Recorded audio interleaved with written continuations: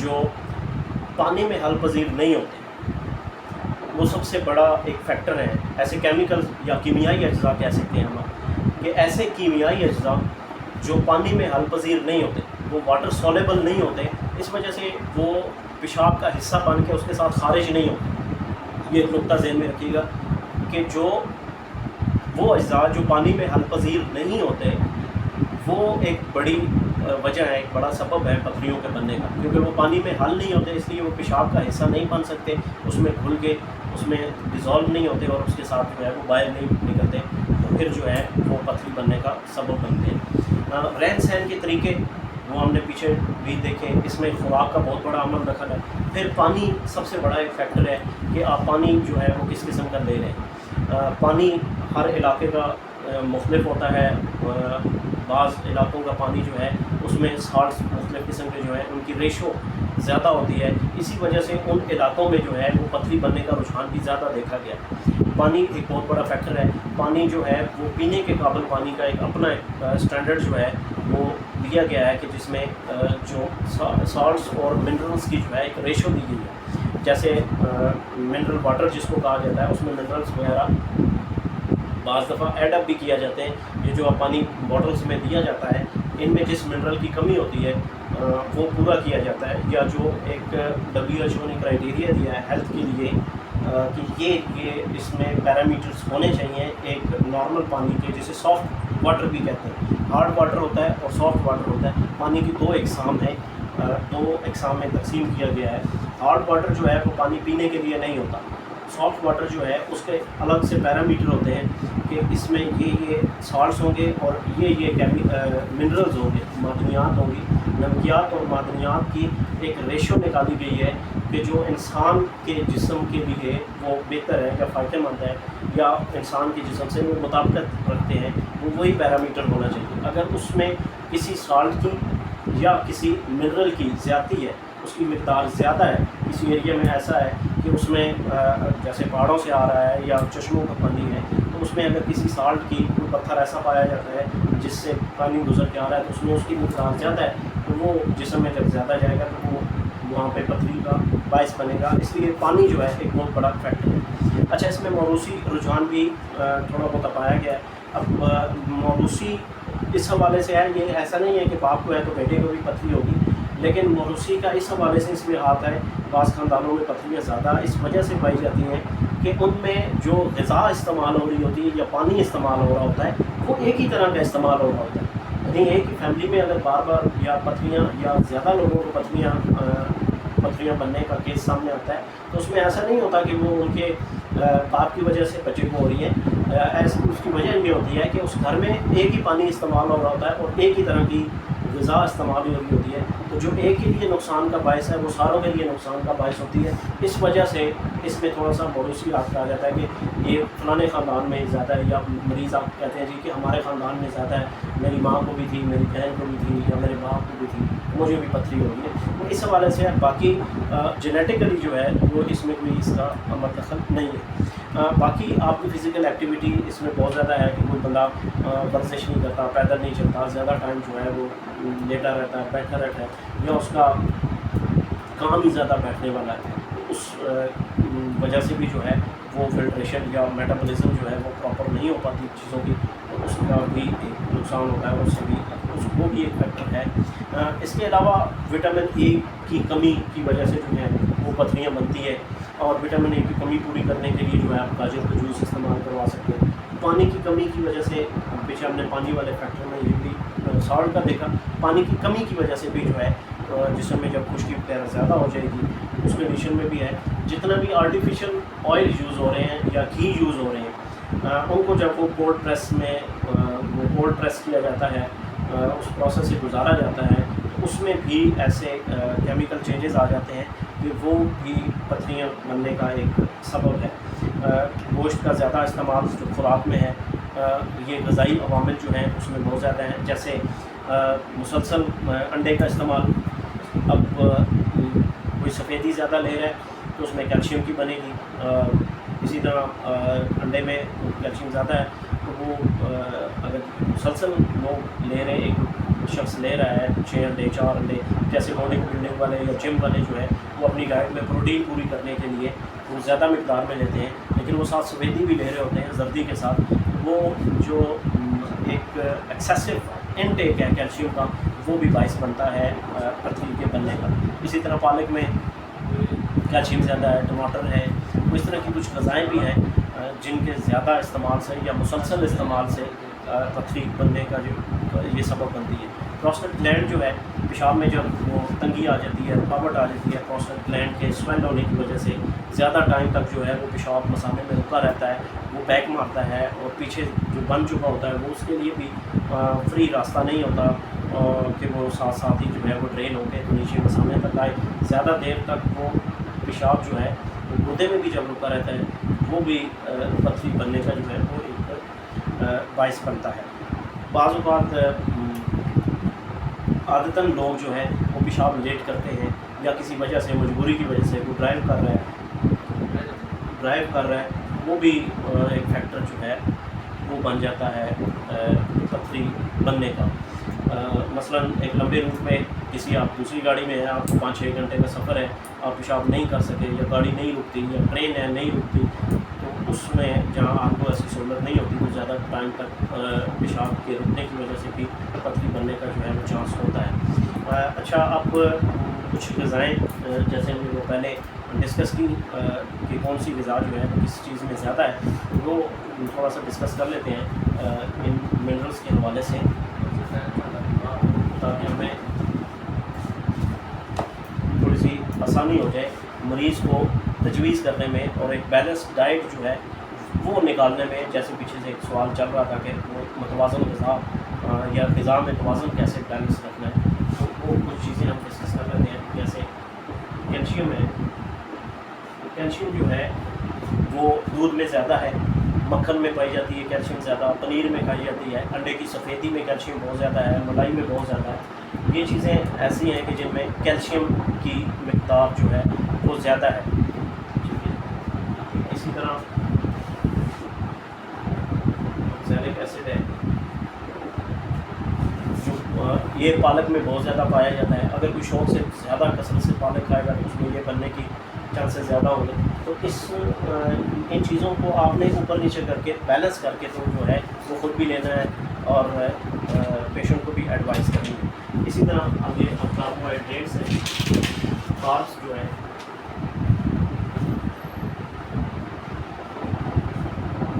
Carbohydrates آپ کے اناج میں زیادہ ہیں، آلو میں کاربوہائیڈریٹس زیادہ ہیں، اسی وجہ سے شوگر والے پیشنٹ کو جو ہے وہ آلو منع کیا جاتا ہے، چاول منع کیا جاتا ہے، لو کارب ڈائٹ دی جاتی ہے۔ گندم ہے، مکئی ہے، جو ہے، باجرہ ہے، اروی ہے، شکرکندی ہے، ان چیزوں میں کاربوہائیڈریٹس جو ہیں وہ بہت زیادہ مقدار میں ہوتے ہیں۔ تو جب آپ نے یہ دینے ہیں تو ساتھ آپ الٹرنیٹ چیزیں جو ہیں کبھی یہ کبھی وہ، اس کو آپ بیلنس کر سکتے ہیں۔ اسی طرح یورک ایسڈ ان چیزوں میں زیادہ پایا جاتا ہے۔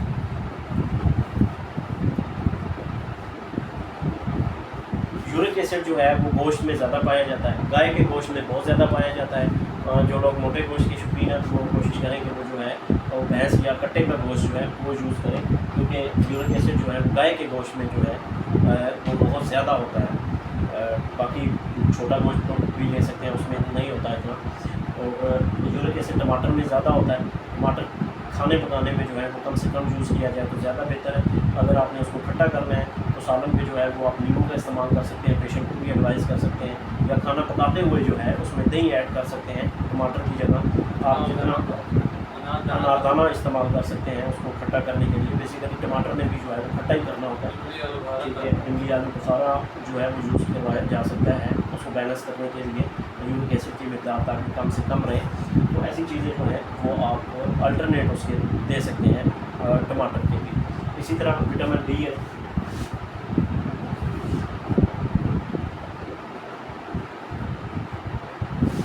وٹامن ڈی جو ہے وہ مچھلی میں کافی مقدار میں ہوتی ہے، گائے بغائے جو ہے وہ آپ کو مچھلی یوز کرنی چاہیے وٹامن ڈی کو پورا کرنے کے لیے۔ اسی طرح پروٹین ہے، پروٹین جو ہے وہ بھی گوشت میں اچھی خاصی مقدار ہوتی ہے، چربی میں بہت زیادہ پروٹین ہوتی ہے، انڈے کی زردی میں جو ہے وہ پروٹین زیادہ ہوتی ہے اور سفیدی میں جو ہے وہ کیلشیم زیادہ ہوتی ہے. وہ انڈا کبھی آپ دیکھیں کہ اگر اس کا وہ اعصابی مزاج ہے اور ٹھنڈک والا مزاج ہے اس کو جو ہے وہ آپ جو ہے وہ پروٹین والا دیتے ہیں. گرمی والا مزاج ہے تو اس کو سفیدی دے سکتے ہیں. یہ پھر آپ اس کو بیلنس کرنے کے لیے جو ہے وہ دے سکتے ہیں غذا کے کو متوازن کرنے کے لیے یا غذا کو توازن جو ہے وہ برقرار رکھنے کے لیے. جب غذا میں عدم توازن ہوگا یعنی ایک ہی قسم کی چیزیں جو ہیں وہ یا ایک ہی مزاج کی چیزیں یا ایسی چیزیں جن میں ایک ہی طرح کے ایلیمنٹس جو ہیں وہ پائے جا رہے ہیں وہ آپ ایک روٹین سے جب زیادہ لینا شروع کر دیں گے تو پھر جو ہے وہ مرض بنے گا. اور یہاں ہمارا ٹاپک وہ پتلیوں کا تھا. تو وہ ایسی جو آپ غذائیں لیں گے کہ جن میں ایک ہی طرح کے سالٹس زیادہ ہیں یا ان میں منرلز زیادہ ہیں وہ پھر پتلی کی طرف آپ کو لے جائیں گے اور دیگر اور بھی بیماریوں کا سبب بنے گی. لیکن چونکہ ہم پتلی کو ڈسکس کر رہے ہیں تو اس میں سالٹ اور منرلز جب ایک ہی طرح کے ان غذاؤں میں زیادہ ہوں گے تو وہ پھر آپ کو پتلی کی طرف جو ہے وہ لے جائیں گے. اچھا پتلی کی اگلے اس کو ٹاپک کو جلدی سے کور کرتے ہیں. ٹائم بھی کافی زیادہ ہو گیا ہے. اس کی جو تشخیص ہے کیونکہ پیچھے بھی ہم نے دیکھا کہ ہر مرض کو پھر ہم نے ڈائگنوز کیسے کرنا ہے. اس کی تشخیص کے لیے جو ہے وہ جو علامات ہیں اس میں تو ڈیفینیٹلی پین ہوگا. پتھری ہے تو وہ درد تو کرے گی. پتھری جو ہے وہ جیسے گردے کا مقام ہم نے بتایا کہ وہ 11ویں پسلی کے نیچے ہے تو وہیں ہوگی. اگر دائیں طرف ہے تو دائیں طرف درد ہوگا, بائیں طرف ہے تو بائیں طرف ہوگا. دونوں میں پتھری ہے تو دونوں طرف درد ہوگا. یہ دھیما دھیما بھی ہو سکتا ہے اور سویئر کنڈیشن میں بھی جا سکتا ہے. جیسے جیسے پتھری بڑی ہوگی پیشاب بار بار آئے گا. بعض دفعہ تو اتفاقیہ تشخیص بھی ہو جاتی ہے کہ مرض کسی اور مریض جو ہے وہ کسی اور مرض کے سلسلے میں کوئی الٹراساؤنڈ کرا رہا ہوتا ہے تو ساتھ ہی کنکلیشن وغیرہ آ جاتی ہے یا چھوٹی موٹی پتلیاں آ جاتی ہیں. وہ اس وقت اس کو تکلیف نہیں دے رہی ہوتی لیکن وہ رپورٹ میں آ جاتی ہیں. اس طرح اتفاقیہ تشخیص بھی بعض دفعہ ہو جاتی ہے. اسی طرح پیشاب میں جب خون آنا شروع ہو جائے درد کے ساتھ یا درد کے گردے کے مقام پہ بوجھ محسوس ہو, پیشاب میں جلن درد تکلیف ہو تو مریض آتا ہے اور جب معالج اس کا الٹراساؤنڈ کرواتا ہے یا ایکس رے کرواتا ہے یا یورین آر ای آپ کروا سکتے ہیں. تو یورین آر ای میں بھی کافی ساری چیزیں جیسے ہم نے پیچھے ڈسکس کی آپ کلیئر ہو جاتی ہیں. اس میں نہیں ہوتی تو آپ ایکس رے بھی کروا سکتے ہیں اور آپ الٹراساؤنڈ کی طرف بھی جا سکتے ہیں پتھریوں کی تشخیص کے حوالے سے. مزید اگلے ٹیسٹ بھی آپ کو سارے شروع میں اسی لیے وہ بتائے تھے کہ آپ ان کی مدد سے جو ہے وہ اس کی تشخیص جو ہے وہ کر سکتے ہیں آسانی کے ساتھ. ٹھیک ہے جی. باقی ہم اب اس کا جو ہے وہ تھوڑا سا علاج معالجہ جو ہے اس کا بھی جلدی سے جو ہے وہ ذکر کر لیتے ہیں کیونکہ اگلی کلاسز میں بھی ہم نے کافی ٹاپک جو ہے امپورٹنٹ ٹاپک جو ہے وہ ڈسکس کرنے ہیں. جیسے ہمارے پاس ہے گردوں میں گردوں کی ٹی بی ہے, گردوں کا کینسر ہے, ہائیڈرونیفروسس ہے, گردوں کو پانی پڑنا ہے, گردے فیلئر ہے جو ڈائلیسس تک لے جاتے ہیں یا ڈائلیسس پیشنٹس کا ہم نے کیسے وہ ٹریٹ کرنا ہے. یہ ساری چیزیں بھی اگلے ہمارے ٹاپکس ہیں اور بہت امپورٹنٹ ٹاپکس ہیں. اچھا اس میں کچھ جو ہے نا وہ علاج معالجے کے حوالے سے تو وہ آپ کو جلدی سے کچھ ٹپس جو ہیں وہ دے دیتے ہیں تاکہ وہ آپ کے لیے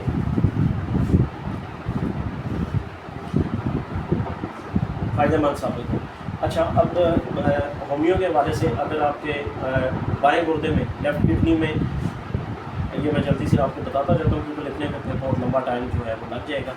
اگر آپ کے بائیں گردے میں یہ ایک ٹپ ہے نقطے کی بات ہے پتھری ہے تو آپ نے بربرس ولگیرس کیو پوٹینسی میں دینی. یہ میں بڑے آرام سے جو ہے وہ بولتا جاتا ہوں تاکہ آپ کو لکھنے میں بھی آسانی ہو. اگر لیفٹ کڈنی میں پتھری ہے تو ہومیو کا ٹریٹمنٹ اب بھی ہم ڈسکس کریں گے. بہت اچھے کمبینیشنس بھی میں نے بنائے ہوئے ہیں اس کے, وہ کمبینیشن بھی آپ کو جو ہے وہ شیئر کروں گا. اور ابھی ہم آپ کو سنگل جو ہے مفرد دوائیاں جو ہے میں آپ کو بتا دیتا ہوں. لیفٹ کڈنی میں اگر آپ رپورٹ ہوتا ہے مریض کو تو بلبرس ولگارس مدر چنچن میں بہت اچھا کام کرے گا.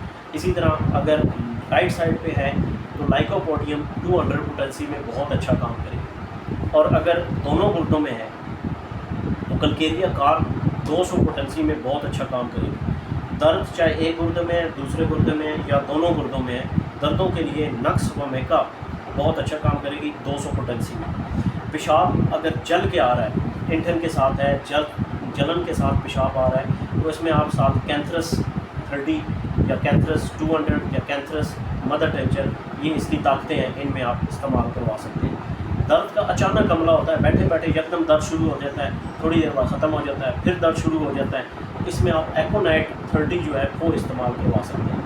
اگر درد جو ہے مریض کہے کہ ڈنگ لگنے جیسا ہے، سوئی چبھنے جیسا درد ہے، تو یہاں پہ آپ ایپس میلیفیکا 30 پوٹینسی بھی جو ہے وہ استعمال کروا سکتے ہیں۔ پتھری کے درد کے ساتھ جو ہے وہ پیشاب آ رہا ہے اور پیشاب جلن کے ساتھ آ رہا ہے اور پیشاب میں خون اگر آ رہا ہے تو پھر ٹیریبن تھینا ایک بہت اچھی دوائی ہے، یہ 30 پوٹینسی میں آپ یوز کروا سکتے ہیں، یا مدر ٹینچر میں بھی یوز کروا سکتے ہیں۔ پیشاب میں اگر البیومن آنا شروع ہو گیا اور پتھری بھی ہے ساتھ، تو پھر یورٹیکا یورینس بہت اچھی دوائی ہے، یہ آپ یوز کروا سکتے ہیں۔ پیشاب میں اگر رکاوٹ ہے، رک رک کے آ رہا ہے، یا کنکریشن ہے، ریت کے ذرے آ رہے ہیں، تو سارساپریلا بہت اچھی دوائی ہے، یہ سرکنڈا سے بنتی ہے۔ سارساپریلا مدر ٹینچر میں جو ہے وہ آپ استعمال کروا سکتے ہیں۔ اچھا، پتھری بننے کا رجحان بھی ہوتا ہے، مریض کی بھی ایک پتھری نکل گئی پھر بن گئی، دوسری پتھری نکل گئی پھر بن گئی، 5 پتھریاں نکل گئی ہیں پھر بن گئی۔ ایک مریض ہیبچول ہو جاتا ہے، اس میں پتھریاں بننے کا ایک روٹین بن جاتی ہے کہ ہر 2-4 مہینے بعد 6 مہینے بعد پتھری بن جاتی ہے۔ تو اس میں ایک دوائی ہومیوپیتھک کی آتی ہے، کارڈس میرینس، یہ ویسے تو جگر کے لیے بہت اچھی دوائی ہے، لیکن یہ اس جو ہیبچول بندہ ہے جس کو عادت ہو گئی ہے، جس کے گردے کو پتھری بنانے کی، اس کو اس عمل کو روکنے کے لیے جو ہے کہ مریض کی ایک دفعہ پتھری دوائی سے نکل گئی تو دوبارہ نہ بنے، اس کے لیے کارڈس میرینس جو ہے وہ مدر ٹینچر میں آپ جو ہے استعمال کروا سکتے ہیں۔ اچھا، ان کے ہی آپ کمپاؤنڈ بنا کے بھی دے سکتے ہیں کہ اگر 2 یا 3 علامتیں اس کے مشترکہ آ رہی ہیں تو وہ 3-4 ادویات جو ہے آپ ملا کے بھی دے سکتے ہیں۔ ٹھیک ہے جی۔ اب اپنے ہمارا ایک اور نسخہ، ایک تو آج نسخہ جو ہے وہ بہت اچھا درد کے لیے جو ہے حکیم فاروق صاحب نے جو شیئر کیا ہے وہ بہت اچھا نسخہ ہے، اور وہ نسخہ جو ہے پتھری نکالنے کے لیے بھی استعمال ہوتا ہے۔ اس کو بنانے میں صرف احتیاط آپ نے یہ کرنی ہے کہ کلمی شورا ایک تو خالص ہونا چاہیے، زمینی کلمی شورا ہونا چاہیے، اور دوسرا اس کو اوپن ایئر میں آپ نے رکھ کے بنانا ہے، کسی کمرے وغیرہ میں نہیں بنانا ہے۔ جب اوپن ایئر میں آپ دیں گے اس کو آگ پہ رکھنا ہے، جب وہ پگھل جائے تو اس میں جیسے انہوں نے بلاویں بتائے ہیں 9 عدد بلاویں 1 پاؤں کے حساب سے، تو وہ 9 بلاویں جب پگھل چکے شورا بالکل جب میلٹ ہو جائے، پانی ہو جائے، تو اس میں ایک ایک کر کے آپ نے بلاواں ڈالنا ہے، اور وہ جل کے تو دھواں دے گا، اور اس کا دھواں زہریلا ہوتا ہے، اس دھوئیں سے اپنے آپ کو بچانا ہے۔ اور کہیں انڈور میں آپ نے یہ نسخہ نہیں تیار کرنا، اوپن ایئر میں آپ نے کڑھائی وغیرہ رکھ کے چولہے پہ اس کو جلانا ہے یا آگ پہ اس کو جلانا ہے۔ جب شورا میلٹ ہو جائے تو ایک ایک کر کے اس میں بلاواں ڈالتے جائیں، اس سے دھواں نکلے گا کالا، وہ جل جائے گا۔ جب جل جائے وہ سارے بلاویں جو ہیں اس میں جل جائیں، اس کے بعد آپ اس کو اتار سکتے ہیں، اور ٹھنڈا ہونے پر اس شورے کو آپ پیس کے پھر جو ہے وہ استعمال میں لا سکتے ہیں۔ اس دھوئیں سے ضرور بچنا ہے، بہت زیادہ احتیاط کرنی ہے، اس کا بہت برا ری ایکشن ہوتا ہے اس دھوئیں کا۔ ٹھیک ہے جی، ایک تو وہ بہت اچھا جو ہے وہ نسخہ ہے۔ ایک اور کتنے جو ہیں 9 وہ گروپ میں شیئر ہوا ہے نسخہ جو ہے، 1 پاؤ شورا، کلمی شورا اور 9 بلاویں کی مقدار میں آپ اس کو ڈبل ٹرپل کر کے بھی بنا سکتے ہیں، زیادہ مقدار میں بنانا چاہیے۔ اچھا، گردوں کی جتنی بھی اقسام ہے پتھریوں کی، اس کے لیے استاد جی کا ایک نسخہ ہے، استاد المکرم حکیم رانا محمد سرور صاحب کا، وہ دوست بناتے بھی ہیں انڈیا میں، دوست ریاض الدین صاحب بھی وہی بناتے ہیں اور اکثر بنا رہے ہوتے ہیں، ویڈیو بھی اکثر انہوں نے لگائی ہوتی ہے اس کی، گندک اور کلمی شورے والا۔ یہ ایک یونیورسل نسخہ ہے جس کی ڈوز جو ہے وہ 1 گرام سے 2 گرام ہے، اور وہ آپ نے دودھ کی کچی لسی جس کو کہتے ہیں، دودھ کی لسی کے ساتھ آپ نے وہ دینی ہوتی ہے، کیونکہ ایک ایسا یونیورسل نسخہ ہے کہ وہ ہر قسم کی پتھری پہ جو ہے وہ کام کر جاتا ہے، پین میں بھی ریلیف دے دیتا ہے اور ہر قسم کی پتھری کو نکال بھی دیتا ہے۔ اس کا بھی بنانے کا طریقہ جو ہے یہ اوپن ایئر میں ہی آپ نے بنانی ہے، بلکہ اس کا بنانے کا طریقہ جو ہے اس میں 2 ہی اجزاء ہیں، کلمی شورا اور گندک آملہ سار ہے، دونوں برابر مقدار میں لینی ہوتی ہیں۔ تو وہ آپ کو جو ہے نا وہ گروپ میں جو ہے وہ طریقہ کار جو ہے وہ شیئر کر دیں گے آپ، مگر وہ ریاض الدین صاحب بھی آپ کو جو ہے وہ بتا دیں گے یا میں بتا دوں گا۔ تو یہ ایک بہت ہی زبردست نسخہ ہے، استاد جی والا بھی پتھریوں پہ جو ہے وہ استعمال کرواتے ہیں۔ ایک اور نسخہ جو میں نے کافی ایسا میں نے یوز کیا، اب کیونکہ نسخہ جات کچھ زیادہ ہو گئے ہیں تو بعض نسخے جو ہیں وہ اب استعمال میں اس طرح نہیں رہے، لیکن کچھ عرصہ پہلے تک میں یہ نسخے جو ہے وہ بہت زیادہ بناتا تھا اور بہت اچھا اس کا رزلٹ بھی تھا۔ اس میں سنگ یہود ہے، ہجر الیہود ہے، پتھر ہوتا ہے، اسی طرح سنگ سرمائی ہے، جو خار ہے، نمک مولی کا ہے، مولی کا نمک جو ہے وہ آپ کو بازار سے مل بھی جاتا ہے، اور کلمی شورا. یہ 4 اجزاء پہ 5 اجزاء پر مشتمل جو ہے یہ نسخہ ہے. ہجر الجعود، سنگ سرمائی، جو کھار، نمک مولی اور کلمی شورا، یہ برابر وزن میں ہے. اور کیونکہ اس میں پتھر استعمال ہو رہے ہیں تو پتھروں کا جو ہے وہ سلایہ بنانا ہوتا ہے. پتھر کو پہلے بالکل باریک کر لیں اور اس کا پھر جو ہے وہ سلایہ بنانا ہوتا ہے. جیسے میں نے ویڈیو ڈالی ہے تو وہ پتھر کو کس طرح آپ نے تیار کرنا ہے، کیونکہ ادویہ سازی بھی جو ہے ایک بہت بڑا فن ہے، وہ بھی سیکھنا چاہیے کہ کون سی دوائی جو ہے وہ کس طریقے سے بنانی ہے. اگر وہ اس طریقے سے نہ بنائی جائے تو فائدہ نہیں ہوتا. اور عموماً جو ہے پھر وہ استعمال کرنے والا بھی کہتا ہے کہ جی فلانے کا نسخہ تھا اور